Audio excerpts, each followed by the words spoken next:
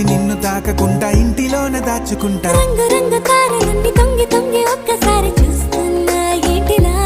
ఆ పైన లేని వెన్నెలంత నేల మీదకొచ్చినట్టు నువ్వు అంటే చూడవా. చిన్ని